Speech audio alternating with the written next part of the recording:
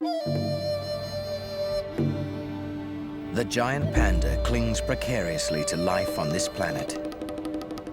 Today there are less than 1,000 pandas left in the wild. But the fight to save the world's best-loved bear now has its first small and furry victories. These giant panda twins are part of a new generation of survivors. They've been raised not just by pandas, but humans, in an amazing new partnership called swap raising. These twin bears owe their lives and the future of their species to the team at the Panda Nursery.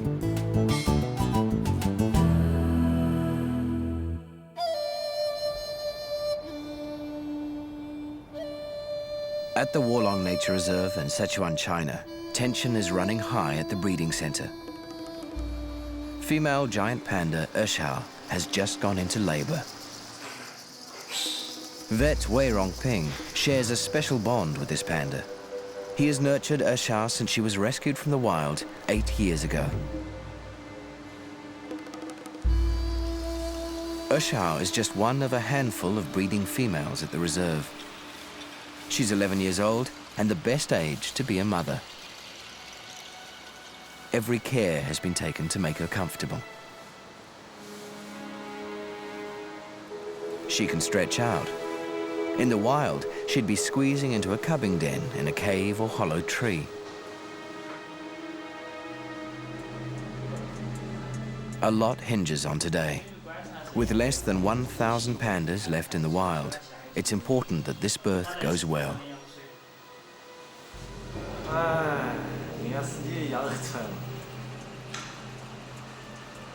3 hours after going into labor, her waters finally break.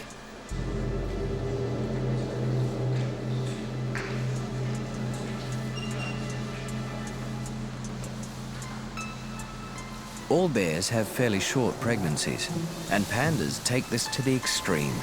Ershao's has lasted just over 3 months.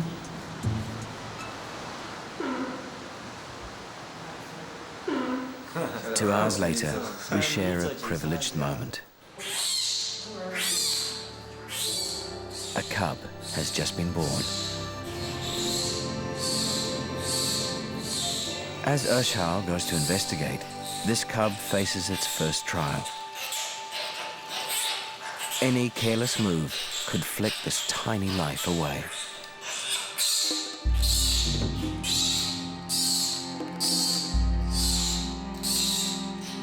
The difference in size between mother and cub is the largest among true mammals, and panda mothers have been known to accidentally squash their tiny cubs.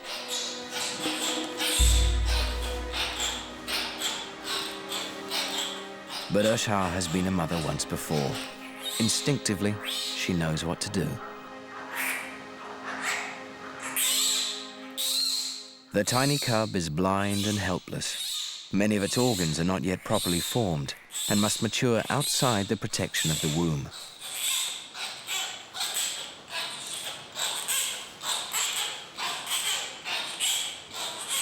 But this mother will not be alone in raising her baby. Humans will also play their part. Rongping urgently needs to check the health of this fragile creature.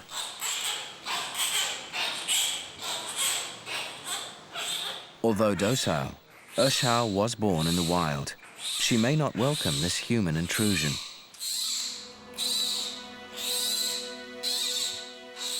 As vet Rongping picks up the tiny cub, he begins a crucial partnership with his panda mother.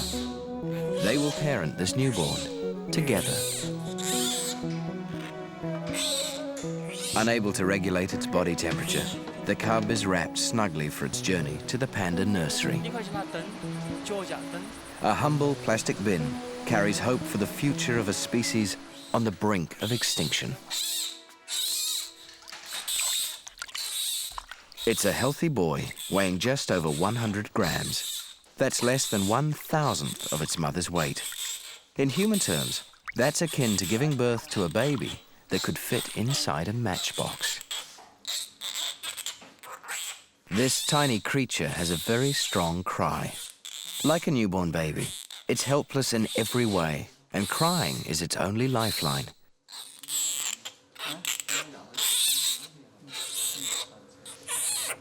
The incubator will be this cub's second home. They've set the temperature and moisture content to mimic the feeling of being cuddled by a panda mother. Back in the birthing den, something very special is happening. There's a chance this youngster may not be an only child. Urshao has gone into labor for a second time.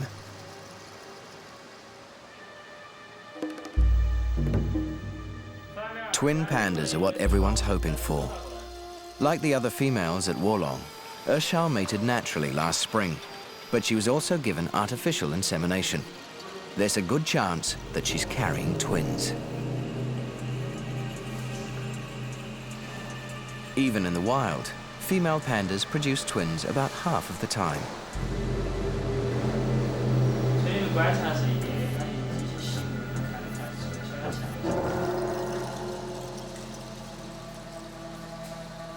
Urshao snacks on bamboo leaves to keep up her energy. Even though it makes up the bulk of their diet, bamboo is not very nutritious. This low-energy diet may explain why panda mothers have such short pregnancies and give birth to such tiny young. Afternoon turns into evening. Then, nearly 8 hours after delivering her first twin, Urshao gives birth to a second.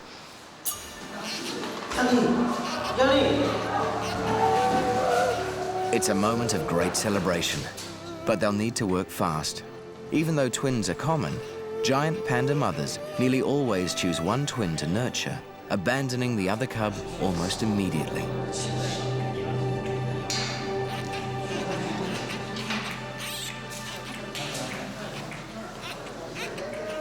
But again, Urshao allows the vet to take her baby.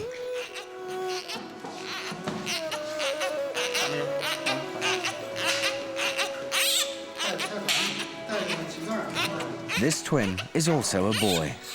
For most of the 10 years that Rongping has been at the breeding center, there was little to celebrate in the birth of twins.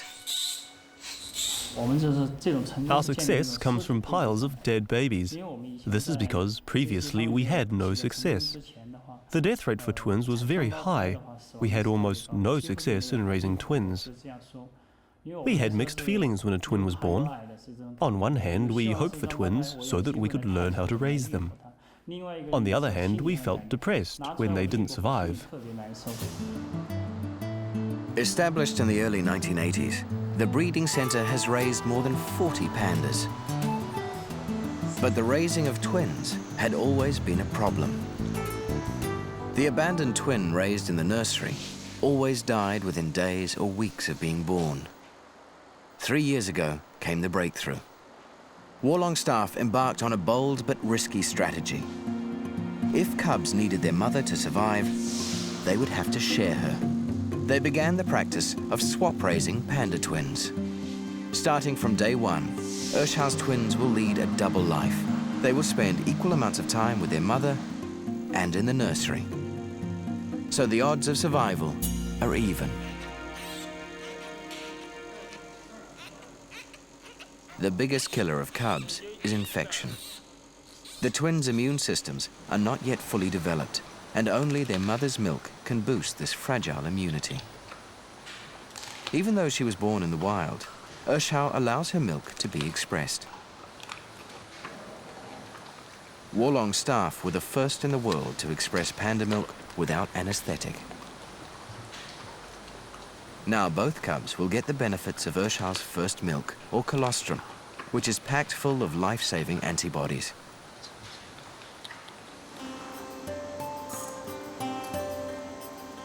For the first week, this precious fluid will be added to the formula that each cub receives in the nursery.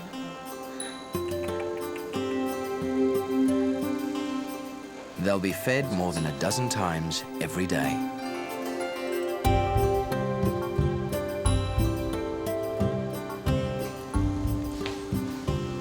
In the past, there was little chance of abandoned twins surviving. Now, with swap raising, Rongping is hopeful these twins stand a fighting chance.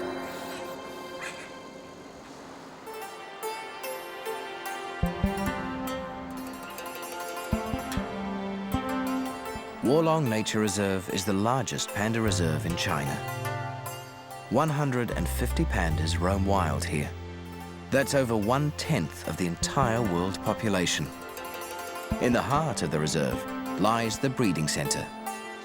It's home to over 40 pandas, and vet Wei Rongping knows every one by name. I have worked with pandas for 10 years. In the beginning, I just saw them as animals.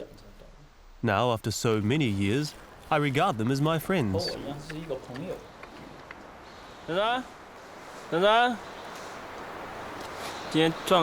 Zhong isn't well today.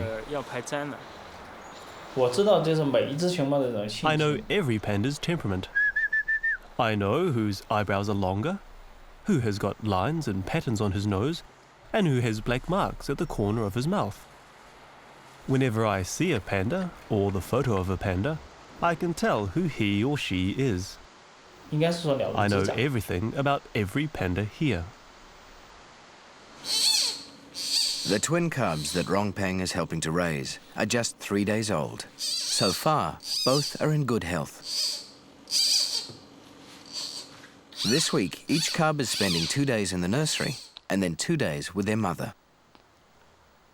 Eshao attends constantly to the needs of her tiny cub. From all the animals I have seen, she is the greatest mother in my opinion. Whenever the baby cries, the mother can tell whether he is hungry, cold, or wants to relieve himself.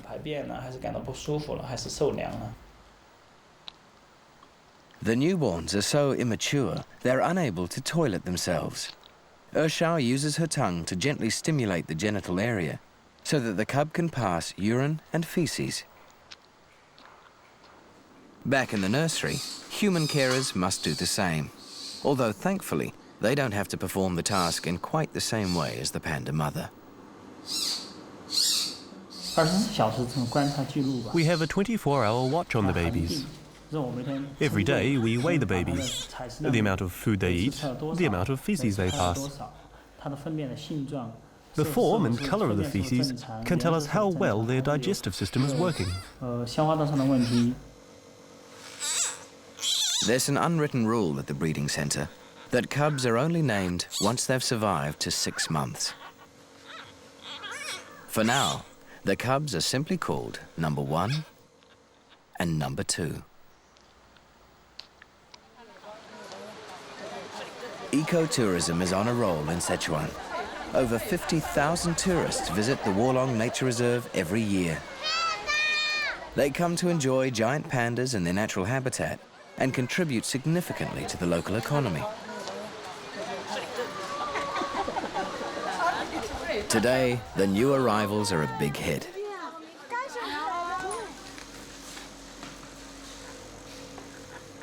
Number 2 is just 4 days old, and already his fur coat is thickening. With tiny pink ears, he's beginning to look more like a bear.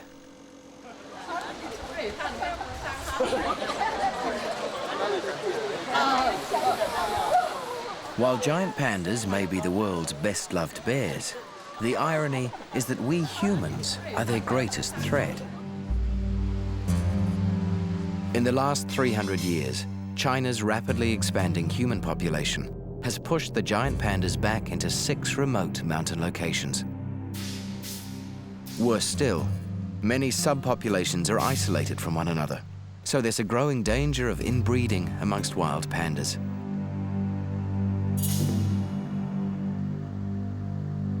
And even in these protected places, there are people. 4,000 villagers live within the reserve. Descended from Tibetan, Chang, Hui and Han ethnic groups, they've lived here for generations.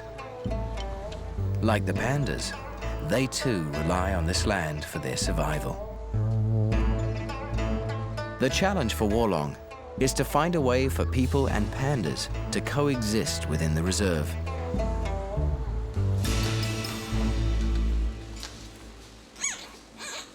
At 11 days old, number 1's black and white markings are already emerging, and his fur is thickening. Whenever a cub is in the nursery, It's an opportunity to give him a thorough health check. I'll pay attention to the change in their cry, body color, body hair, bone growth, and weight. I'll observe whether they have enough energy or not. We consider a baby healthy if it grows at the same pace as one raised by a panda mother. The demands of the newborns are so constant that Wei Rongping is on 24-hour call and lives at the center for much of the year. He sees his own 2.5-year-old daughter, Zifei, for only a handful of days each month. From my point of view, working with pandas, I need to spend a lot more time communicating with the animals so that I can understand them better. I spend much more time with panda babies than with my own daughter. For the first 3 weeks, Ershao cuddles the baby in her care constantly to keep it warm. Mothers in the wild rarely leave their dens at this critical time and can go without food and water for up to 3 weeks. But at the center, food is always on hand. Plenty of food means that Ershao remains strong and tips the balance in favor of the twins' survival.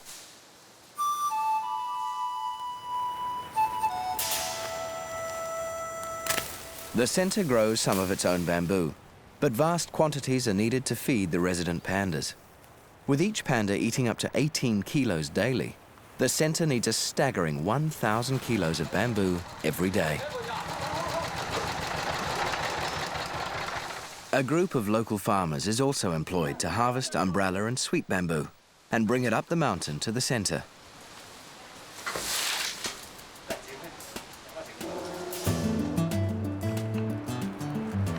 Giant pandas have evolved in their own unique way. They're actually carnivores that have become vegetarian. But because their stomachs aren't built for processing plant food, they can only digest about 1/5 of what they eat. So adult pandas must spend most of their day feeding.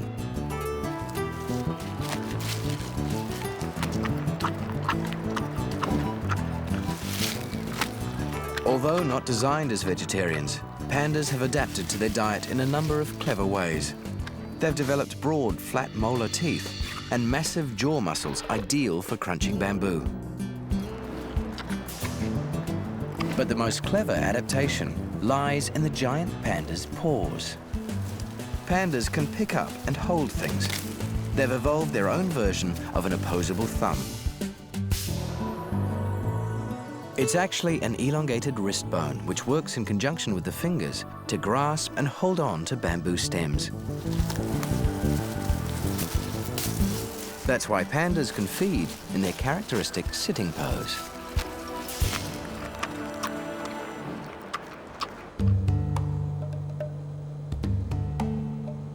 Now nearly 3 weeks old, the bond between the cubs and their surrogate parent is growing daily. And like any dad, Rongping delights in those special moments.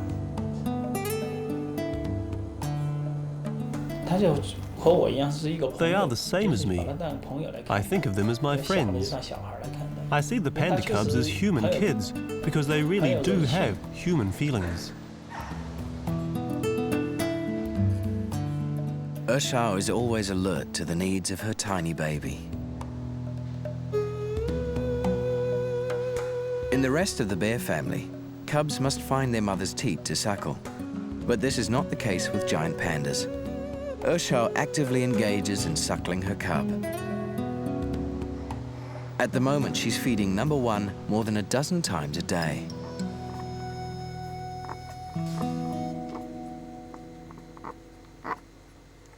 Back in the nursery, number two is now old enough to be fed outside the incubator.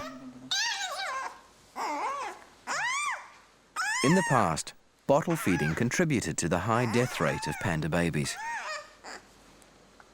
Cubs often died of pneumonia after milk was accidentally taken down the windpipe into their lungs. Now changes to nipples and holding positions means those days are a distant memory.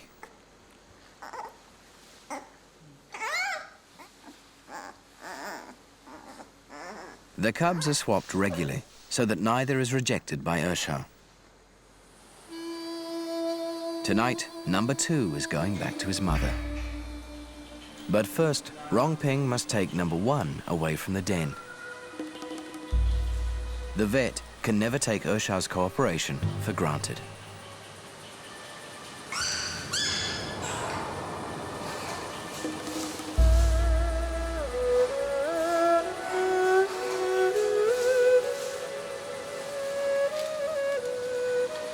Now that the cubs are 3 weeks old, they'll be swapped every 10 days.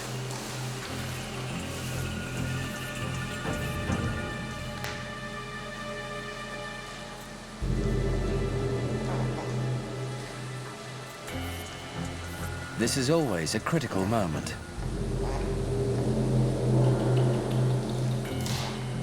Ersha hasn't seen number 2 for nearly a week.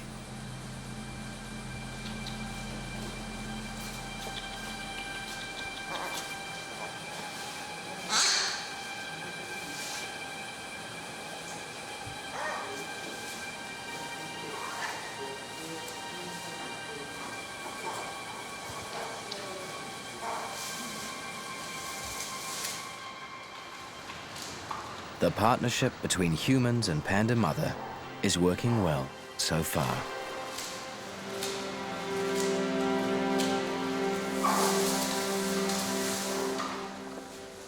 It's important to check that both cubs are growing at the same rate. In the past, often one would be much smaller than the other. But both now weigh nearly a kilo. In just 3 weeks, they're a staggering 10 times their birth weight. While number 2 gets instant attention from Ersha, in the nursery, number 1 must make his needs clearly known.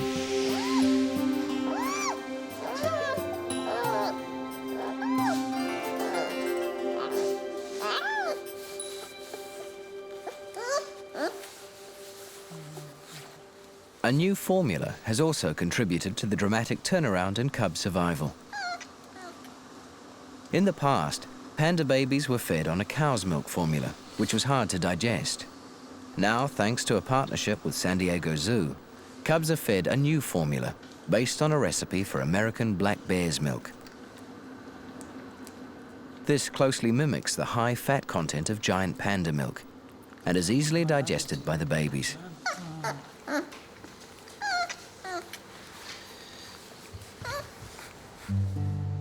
The cubs are still incredibly vulnerable, but they've made it through their first month of life. Over the next 4 weeks, legs begin to strengthen, eyes begin to open, but toileting still needs outside assistance. The work is constant and exhausting, but everyone is convinced it's worth it.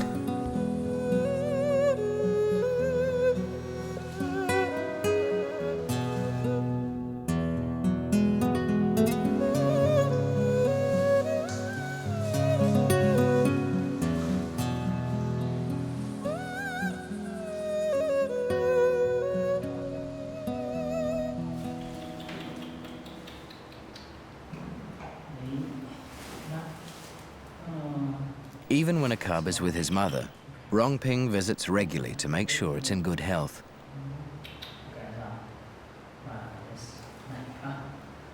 But Ersha isn't in the mood to cooperate.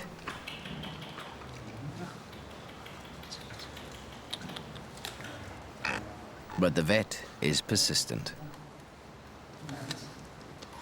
Rongping knows from hard experience how vulnerable these babies still are.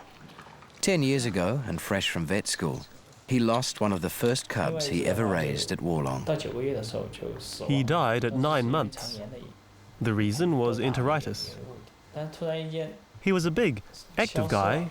He played with me every day. We became very close. And suddenly he was gone. I felt very sad. I'd raised this panda to so big, and then he dies. It felt like losing a friend. Although the learning curve has been steep and sometimes traumatic, Wolong now has the best breeding and cub survival rates in the world. But these twins will only thrive if they both get the care and attention they need from their mother.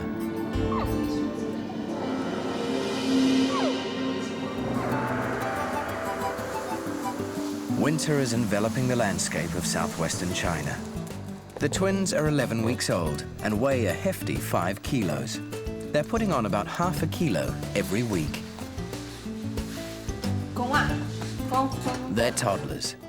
And like all toddlers, cooperating with the adults isn't high on their list of priorities.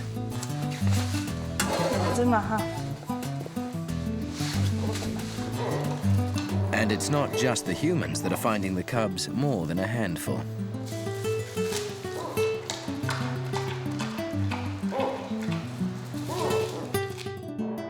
The incubator is no longer big enough to house the increasingly active cubs. Rongping prepares a playpen, which will become the cubs' new home whenever they're in the nursery.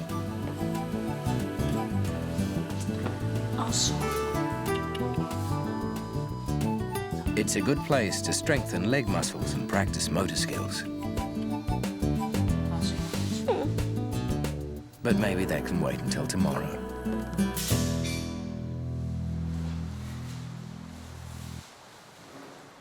Now nearly 3 months old, the cub's first teeth have begun to appear. Teething coincides with a decided interest in the green stuff.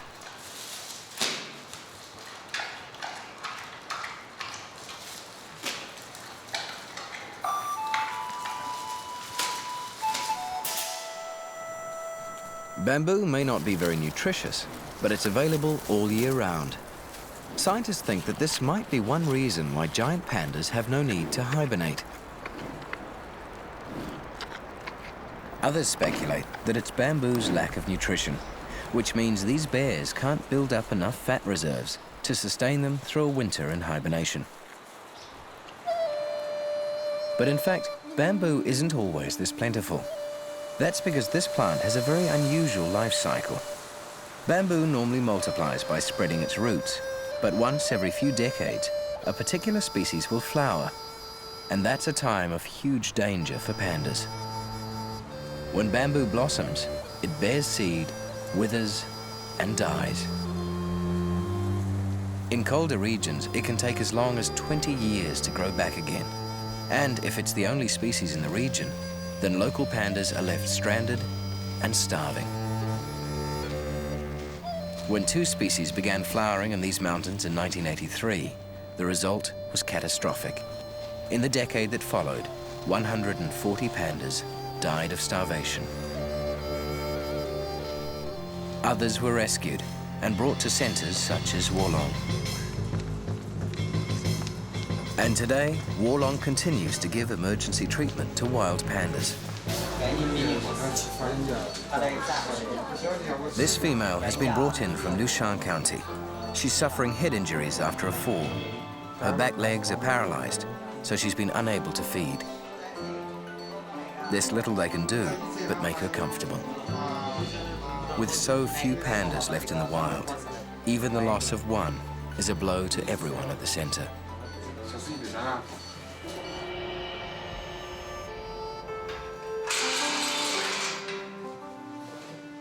Ershao has remained indoors with her cubs for their first 12 weeks. Only now is she allowed out for her first stroll in the neighborhood. In the wild, mothers leave their cubs at a much earlier age in order to forage for food. Left by himself, number 1 takes his very first steps.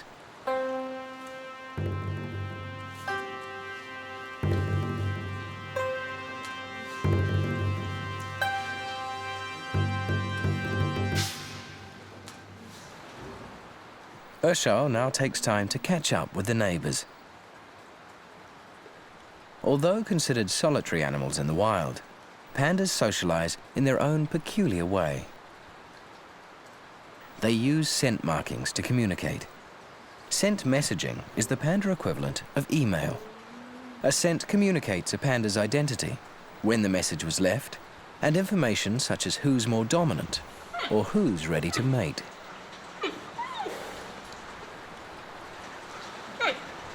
Part of Warlong's breeding success has been to recognize the importance of scent marking and to give pandas ample opportunity to investigate each other's smells.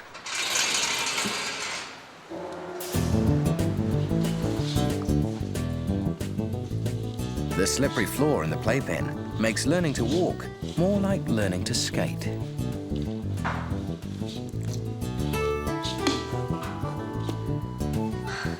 Weighing in at 7.5 kilos, number 1 quite literally tips the scales.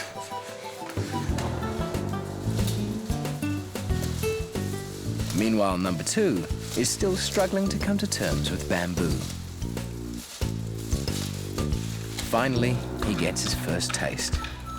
Most cubs start nibbling at about 6 months, so at just 4 months old, he's ahead of his game. But success is short and sweet.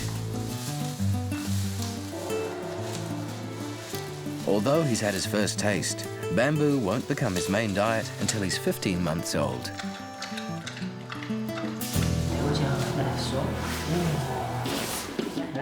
The cubs are needing more and more stimulation in the nursery.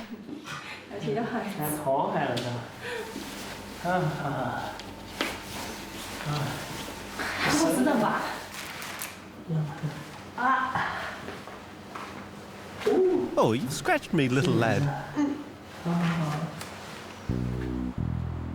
The best playmates for the twins are each other. It's a good way for the two brothers to finally get to know one another. Swap raising has meant they've rarely spent any time together since the day they were born. The twin boys are growing at the same speed. In previous years, there were huge differences with our twin cubs, but it looks as if they were brought up together. Play fighting is an important life skill for these youngsters. In the wild, adult males must know how to challenge and compete. It becomes a vital skill in the breeding season when they must fight for the right to mate with a female.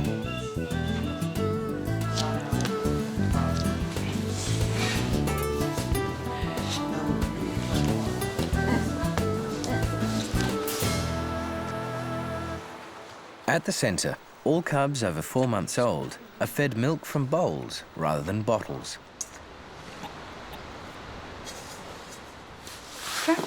It's a skill that our cubs now need to learn. After a bit of encouragement, number 2 has no difficulty with the prospect.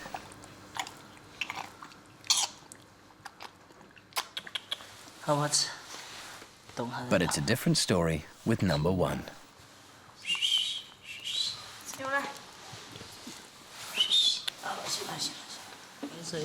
And no amount of coaxing can win him round.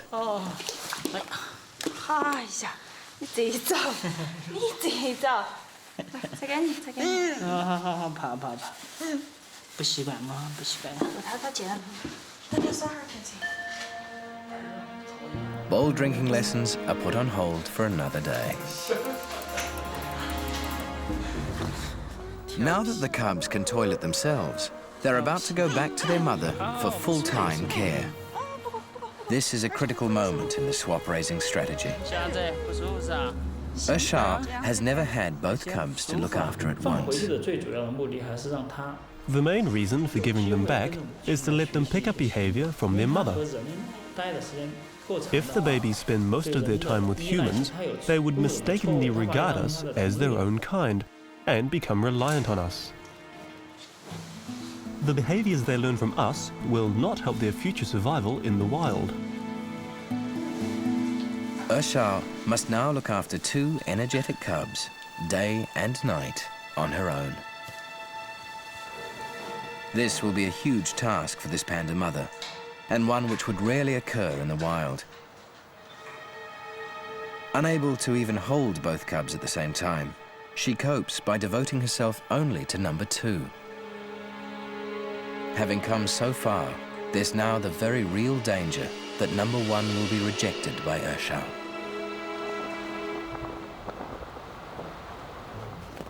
It's the height of winter in Warlong. The starkness of the frozen landscape mirrors the markings of the pandas themselves. Some speculate that their black and white colouring may be camouflage on these dappled, snowy slopes. Others think that panda markings have a very different purpose. It may be that these bold statements of black and white make it easier for pandas to spot one another from far away. That way, these usually solitary creatures can avoid each other for most of the year, but find each other during mating season, which is now just 1 month away.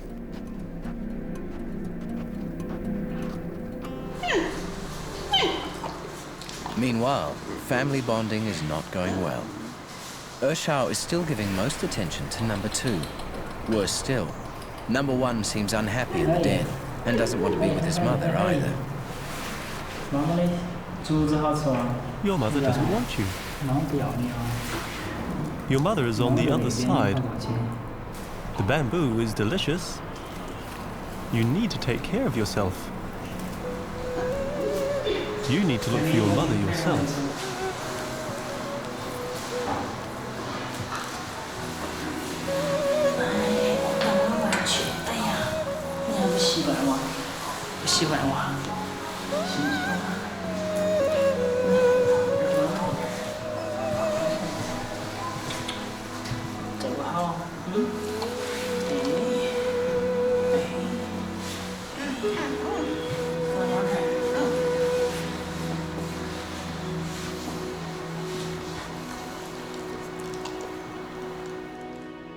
Finally, Rongping takes number 1 back to the nursery for the evening.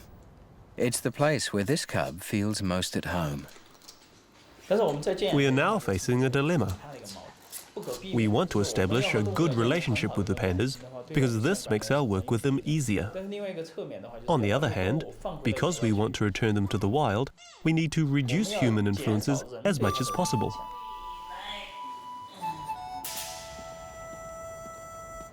After 3 days, he tries once more to reintroduce number 1 to his family.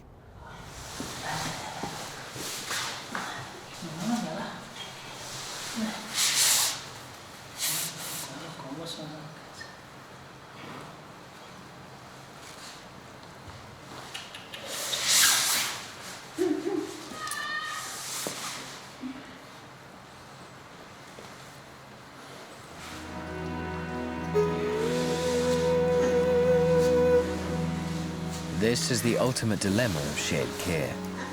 Number 1 is more bonded to his human carer than his mother and makes his feelings very clear.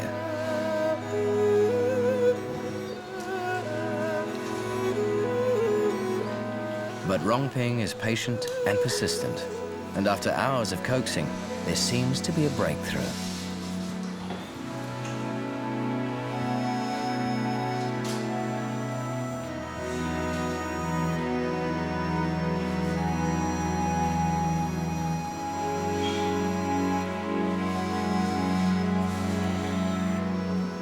But it's early days. Rongping will need to watch the family very closely over the coming week. Outdoors, adult giant pandas are also working on their relationships. With breeding season fast approaching, they shake off their usually docile natures and become decidedly frisky. This female is Fei Fei. She's been put in one of the larger enclosures with potential mate Jean Jean.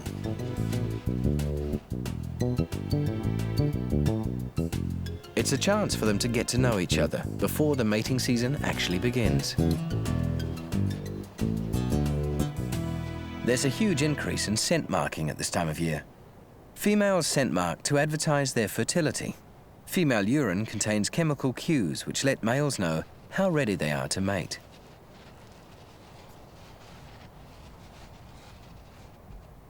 Males scent mark for territorial reasons. In the mating season, they must compete with other males for the right to mate with a female. They use scent marking to let other males know how big and strong they are. Since larger animals will leave their scent marks higher up a tree, male pandas go to extraordinary lengths to exaggerate their height, even doing handstands to get their scent as high up the tree as possible.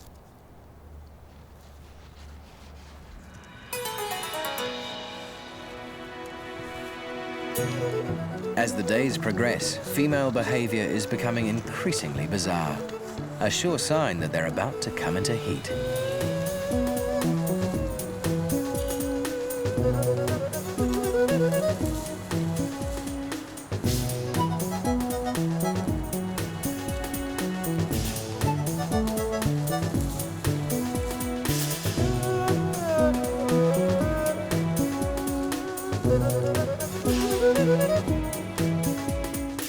Walking backwards and rolling indicate that a female is nearing her most fertile period.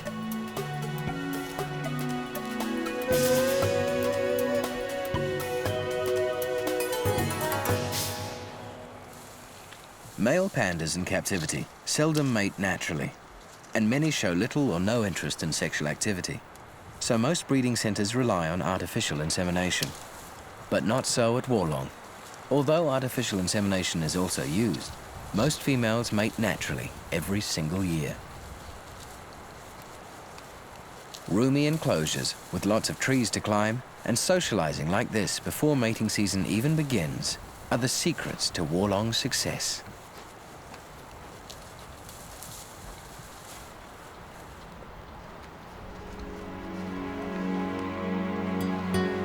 At last, after 3 uncertain weeks, the family has bonded. Ershao is now more accepting of number 1, and he too seems more settled in the family den. The irony is that they only have a few short weeks left together. Breeding season is now in full swing. All breeding males and females have been moved back into smaller pens so that mating activity can be controlled and monitored. Potential mates have been housed next to each other so that they can continue to interact through the cage mesh. Fei Fei has now stopped scent marking. It's a good indicator that she's about to ovulate.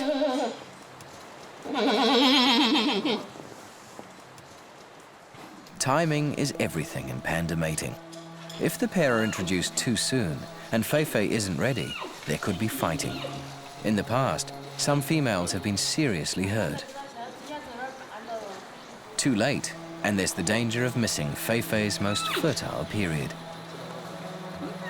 With females ovulating just once a year, it's critical that they get the timing just right. Rongping decides that now is the time. Male Dadi is introduced into the pen.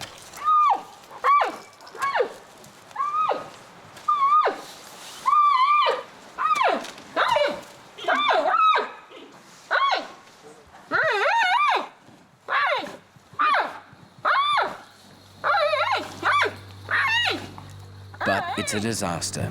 Dadi is too aggressive.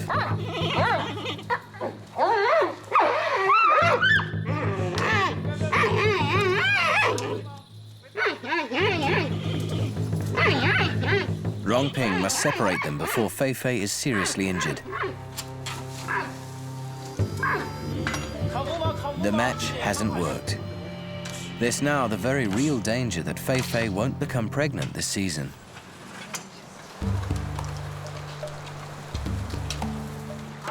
The cubs are enjoying their last few weeks with Ershao. Cubs in the wild normally stay with their mother until they're 18 months old. But here, cubs are taken away at 6 months so that their mothers can be mated once again. Although Warlong is having good success, worldwide, pandas in captivity are not breeding well enough to maintain their own numbers. So it's vital that all breeding females mate every year.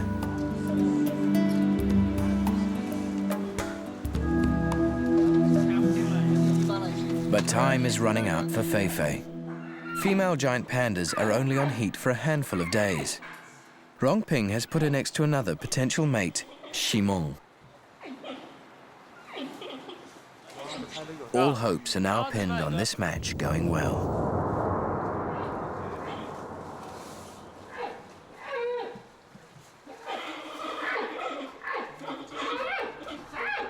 The signs are looking good.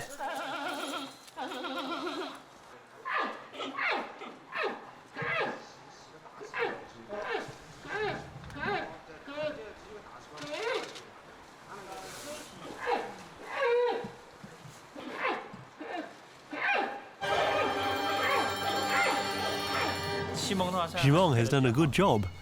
The duration of the mating's pretty long. It's a success.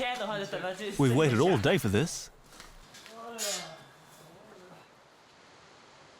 It's one day to the Spring Festival, or Chinese New Year. In just under a week, the cubs will begin their new lives away from their mother. They're thriving, and since they're nearly 6 months old, they can be given names. Number 1 will now be Lin He, which means forest river, and number 2 will be Lin Hai, forest sea. Fitting names for animals that desperately need more forests if they are to survive.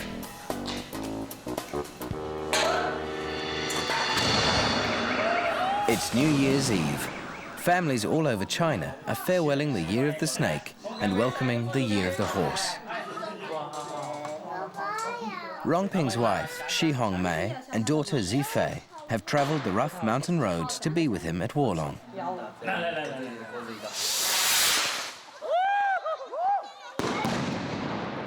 It's the biggest night of the year, and the first time since they were married that they've been able to spend New Year's Eve together.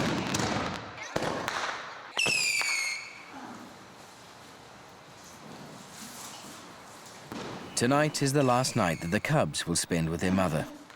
Tomorrow they will go to a new enclosure, and Ershao will be prepared for this year's mating season.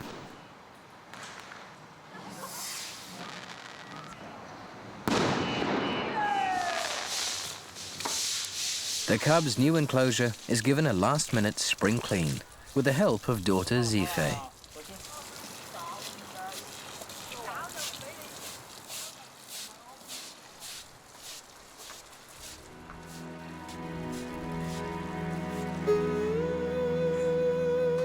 Finally, it's time to separate the family. These are the last few moments that Ershao will ever spend with her cubs. 6 months of tireless mothering must now come to an end.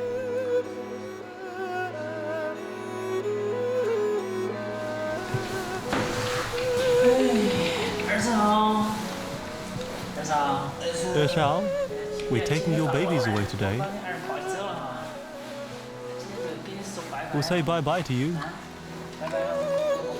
He's running away by himself.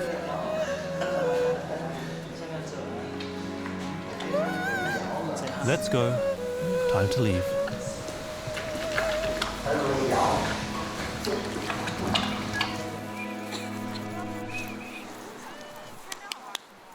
For Lin He and Lin Hai, it's a whole new world out there, with new skills to learn, like living outdoors and foraging for their own food. The ultimate aim of our research is to return the pandas to their original habitat, to increase the number of pandas in the wild. What we are doing now is to put them into a semi-wild environment. Then we can reduce the amount of food we provide and reduce our human influence on them. In this way, we help them to adapt to a life in the wild.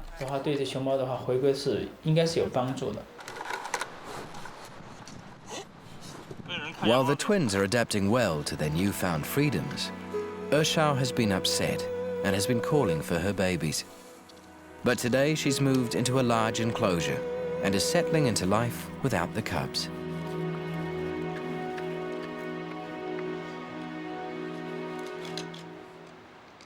In 3 years from now, Lin He or Lin Hai may be one of the cubs chosen to return to the wild, the place where their mother was born.